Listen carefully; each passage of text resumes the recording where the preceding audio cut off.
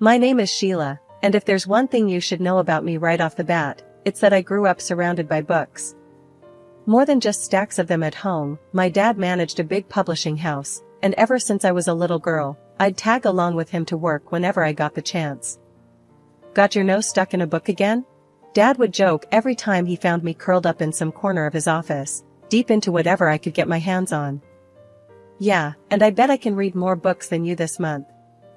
I'd shoot back, always ready for a challenge. Those days at his office, I wasn't just reading, I was living in worlds crafted by imagination. It was magical, really. When I wasn't reading, I was watching Dad in meetings, seeing how he dealt with writers, illustrators, and all the big shots who thought they knew better. He handled it all with a kind of cool that made everyone respect him, but never made him unapproachable. I took the love for books straight into adulthood, became a teacher, shaping young minds to hopefully find the same joy in reading that I did. And every last Friday of the month, I kept up the ritual of visiting Dad at work. It was one of those Fridays when life decided to throw me a curveball. Dad introduced me to Ben, a lanky guy with an awkward smile and an armful of manuscripts. He was there to pitch his latest book, hoping Dad would bite. Ben, this is my daughter, Sheila. Sheila, Ben's a budding writer, got some interesting ideas, Dad said, clapping him on the back. Ben extended a shaky hand, which I took, smiling. Nice to meet you, Sheila. Your dad tells me you're the real critic around here. Hope you won't be too harsh on me. I laughed. I'll try to go easy on you. What's your book about? We hit it off from there. Turned out, Ben was funny, a bit rough around the edges, but he had an honest charm about him. His stories weren't bad either, just a little unpolished. Dad saw potential in him, and after a year of him courting me with quaint coffee shop dates and midnight walks, talking about everything from Play-Doh to the best pie in town, we decided to get married. The wedding was a simple affair, just close family and friends. Dad was beaming all day, and when it came time for speeches, he stood up, glass in hand, a twinkle in his eye that I knew meant he was going to embarrass me. Sheila, ever since you were a little girl, you've always surprised me. Smart, beautiful, and stubborn as a mule. And now, you've gone and married this young man who seems to love you more than his manuscripts. Everyone chuckled as Ben blushed, looking at me like I was his anchor. To Sheila and Ben, may your lives be filled with more love than there are books in my office, and that's saying something, Dad concluded, raising his glass.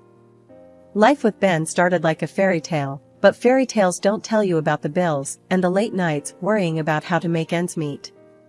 Ben's books weren't exactly flying off the shelves, and as much as I believed in his talent, the world didn't seem ready to bite. I upped my hours at school, took on extra classes, and even ran after-school clubs. Anything to keep us afloat. Hey, I picked up an extra shift at the tutoring center, I mentioned one evening, stirring a pot of spaghetti, trying to keep the concern out of my voice. Ben was at the table, papers spread out like a wild sea of ink and frustration. He looked up, his eyes tired but grateful. Babe, you're killing yourself with all this work. Maybe I should get a regular job, put writing on hold for a bit. I walked over, took his hand, feeling the rough edges of his fingers worn by endless writing. No, you're going to crack it, I know it. We just need to keep at it a bit longer, okay? Your stories are good, they just need the right eyes.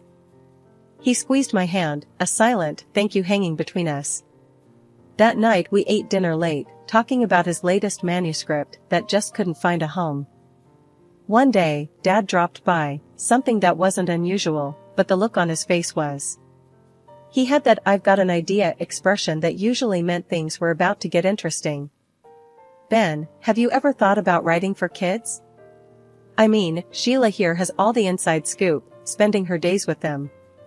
Might be something to think about, Dad suggested, casually flipping through one of Ben's rejected manuscripts. Ben looked over at me, eyebrows raised. Kids, huh? What do you think? Could I do it? I nodded, excitement bubbling up. Absolutely, you could. I can tell you what they like, what stories stick. We could try it together? So, we did. Nights became our brainstorming sessions. I'd come home with tales from school, what the kids laughed at, what games they played, and Ben would weave them into stories. It felt right, working together, creating worlds for children who were so much like my students.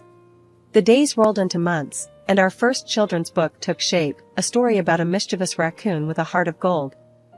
Dad was instrumental, giving us tips on how to market it, how to pitch it to his contacts. When we finally got a publishing deal, it felt like we'd won the lottery.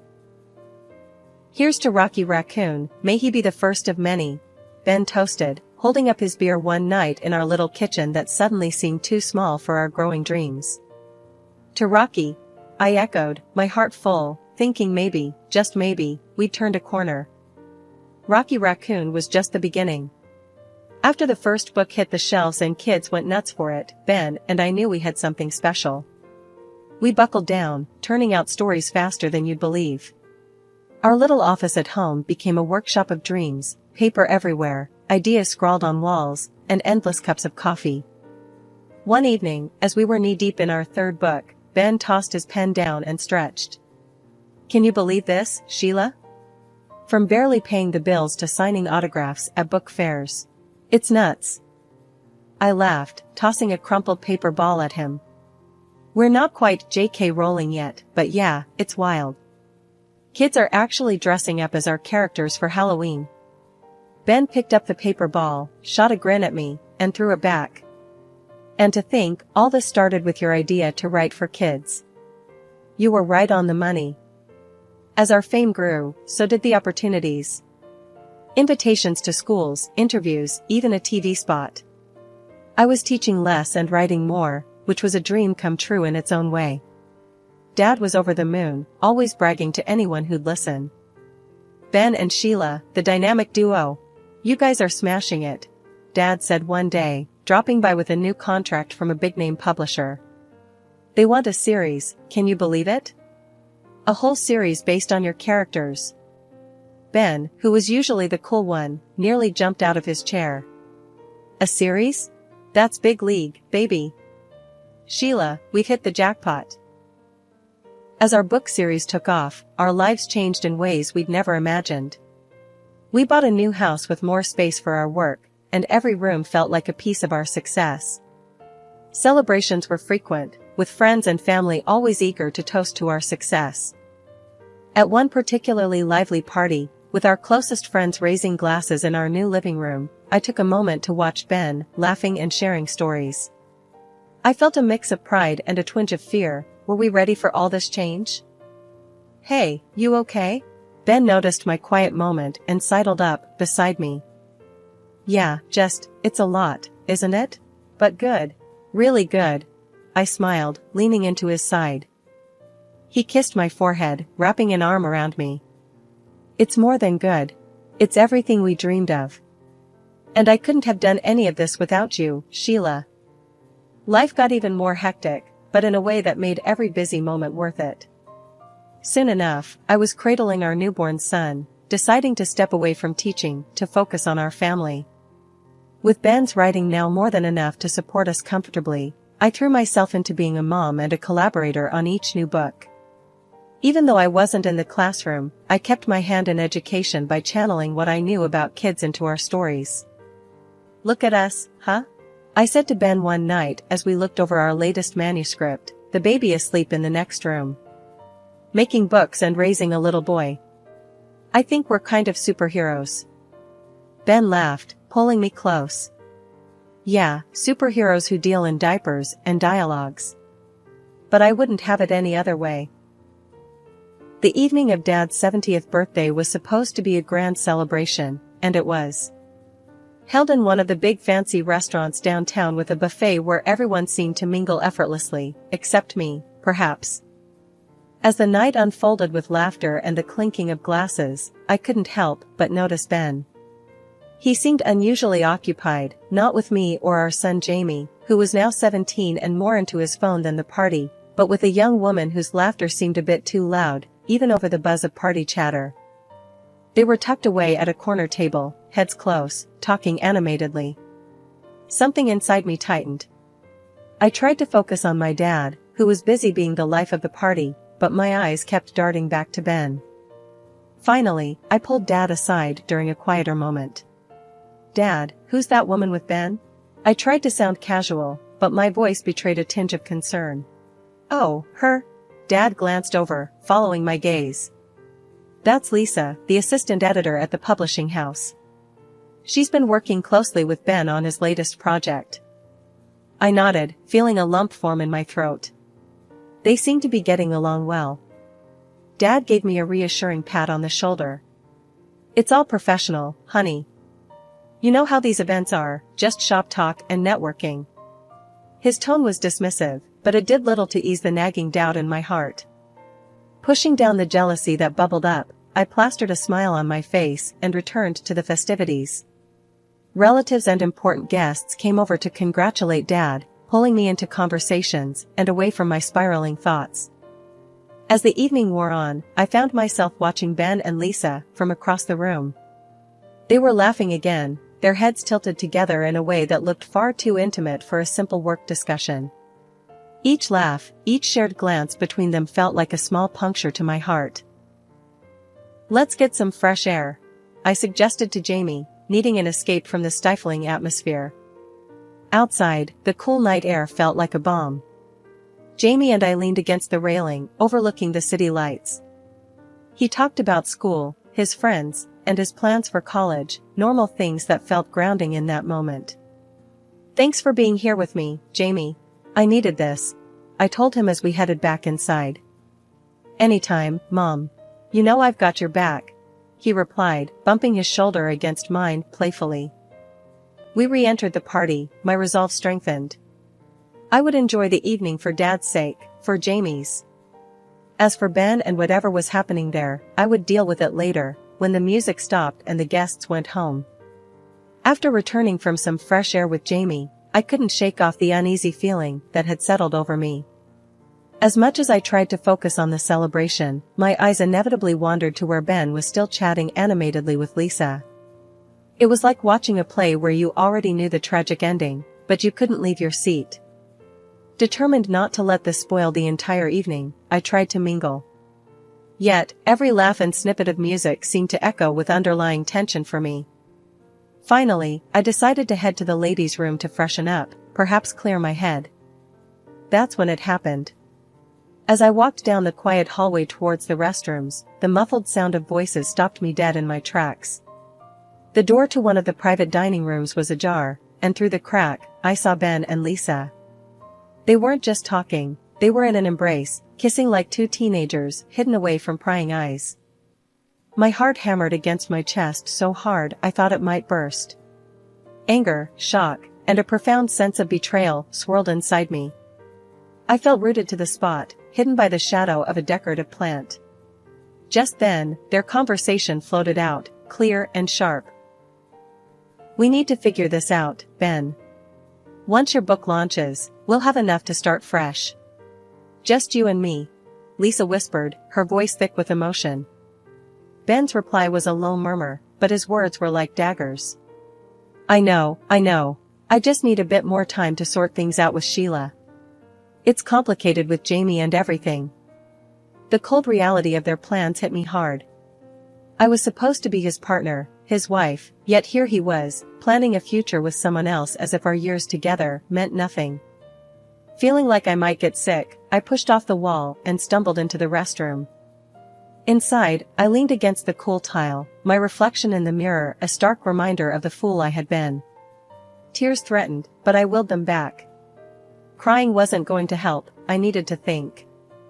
After a few deep breaths, I splashed water on my face, trying to erase any sign of my tears. Composing myself, I stepped back into the hall, only to bump straight into Dad. "Sheila, what's wrong? You look pale," Dad said, his voice full of concern as he noticed my disheveled appearance. "It's nothing, Dad. Just feeling a bit under the weather," I lied, attempting to brush past him. Dad, however, wasn't having any of it. He took my arm gently and steered me away from the main hall into a quieter corridor. "This isn't just a headache, is it? Talk to me, honey." The floodgates opened, and I poured out everything to him, from Ben's frequent late nights to what I had just witnessed. Dad listened, his face hardening with every word. "This needs careful handling, Sheila.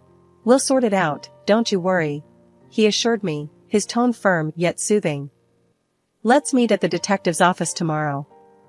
We'll get to the bottom of this." Nodding, feeling a mix of relief and dread, I agreed. The rest of the evening was a blur. I couldn't bear to stay any longer at the party, claiming illness, and left with Jamie, who was confused but too sleepy to question much. Ben didn't come home that night, claiming later that he was caught up at work. I knew better now, but kept my newfound knowledge to myself, preparing for what was to come. The next steps needed to be planned with care, and I was grateful to have Dad by my side, ready to face whatever lay ahead. The next morning felt like one of those days when you wake up wishing the world would give you a redo. With a heavy heart and a mind racing with thoughts of betrayal, I drove to the detective's office where Dad had agreed to meet me. He was already there when I arrived, his face a mask of concern and determination. The detective, a middle-aged man named Ron, ushered us into his office. His room was lined with shelves filled with files and 2 chairs opposite his cluttered desk. It looked like a place where secrets came to light, and I braced myself for what was next. "So, Mr. Morris told me a bit on the phone. You want to look into your husband's activities, correct?" Ron's tone was professional, but there was a hint of sympathy in his eyes. "Yes. I need to know if what I saw is just the tip of the iceberg," I said, my voice faltering a bit towards the end. Ron nodded, pulling out a notepad. "I'll need some details from you. Times, places, any particular people involved besides the woman you mentioned." As I recounted everything, from Ben's late nights to the incident at the party, Ron took notes, his expression unreadable. After I finished, he leaned back in his chair, tapping the pen against his notepad. "We'll start with surveillance, check his known hangouts, and track his movements. If he's meeting this woman, we'll find out when and where. Do you want photos or just a report?" "Photos," Dad cut in before I could answer. "We need everything documented, just in case." "Understood," Ron replied. He then looked at me. "It might take a few weeks to gather everything. These things, they take time and patience." 3 agonizing weeks later, we were back in Ron's office, sitting across from him as he laid out what he had found. The folder he opened seemed to spill out my worst fears. Photos, detailed reports, bank statements, and more painted a picture I couldn't deny. "Mrs. Morris, I'm sorry, but it's as you suspected," Ron began. "Your husband has been seeing the assistant editor for over 2 years. Since shortly after she was hired by your father." My heart sank as he continued. "He's transferred large sums to her accounts. Bought her an apartment and a car. They spend most of their free time together. And from what I've gathered, they've discussed marriage, planning it for after your son turns 18, to avoid any complications with alimony." Dad's face was stone. He reached over and squeezed my hand, his grip tight with shared outrage. This is unbelievable. After everything I've done for him, this is how he repays our family?" Dad's voice was low, each word heavy with betrayal. I sat, frozen, as the reality settled in. The man I had loved and trusted had planned his future on the ruins of our past. "What do we do now, Dad?" My voice was barely a whisper, drowned out by the roaring in my ears. "We'll figure this out, Sheila. We'll make sure he regrets this," Dad said firmly, his jaw set.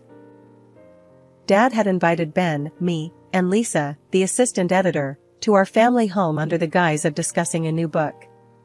Once we were all seated in the living room, which had always been a place of warmth and laughter, Dad started the meeting in a tone that was unnervingly calm. "Thank you all for coming. Today, I thought we'd discuss a potential new plot. Something real, something revealing." Ben looked uneasy, glancing at Lisa, who was visibly nervous. I sat silently, watching as Dad opened a folder thick with photos and documents, the evidence collected by the detective. He slowly pulled out one photo after another, laying them on the coffee table for all to see. "Imagine a book where the main character, a successful writer, betrays everyone who loves him," Dad began, his voice steady but cold. Ben's face drained of color as each photo and document showcased his affair, his financial betrayals. Dad didn't stop there. He recounted how Ben got his start with his help, how I had supported him through thick and thin, writing the early books that made him famous, providing ideas and editing drafts. You see, I've invested a lot in you, Ben. And this, he waved at the photos, is how you've repaid us. Lisa began to cry softly, her hands trembling. I didn't think it would go this far, she murmured. I'm so sorry. I'm pregnant. Dad's eyes then turned to her. And you, young lady, think about the decisions you make and who they hurt. The room was thick with tension, a stark contrast to the decorous surroundings. Then, Dad leaned forward, his hands clasped together.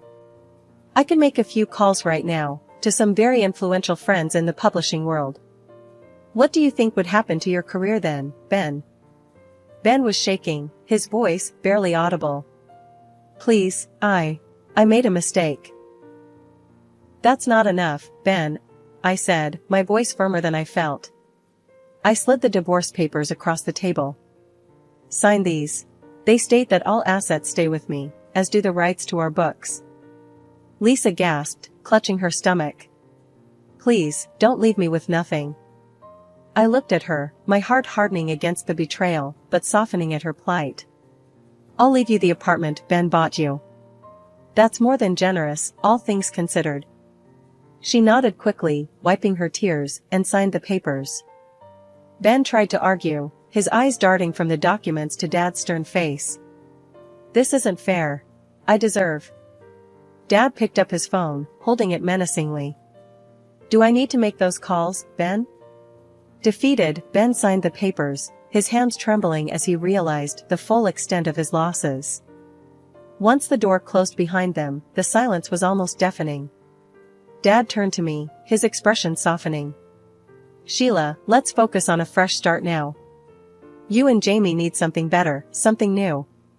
Maybe think about moving closer to us, getting a new place where you can make new memories. I nodded, feeling the weight of the day settling on my shoulders. I'll think about it, Dad. Thanks, I managed to say, the prospect of moving forward both daunting and necessary. When I got home, Jamie was waiting, his face anxious as he looked up from his homework. Mom, are you okay? How did it go? Sitting down beside him, I took a deep breath. It's over, Jamie. Your dad and we're done. He made some choices, and I made some too. We're going to start over, just you and me.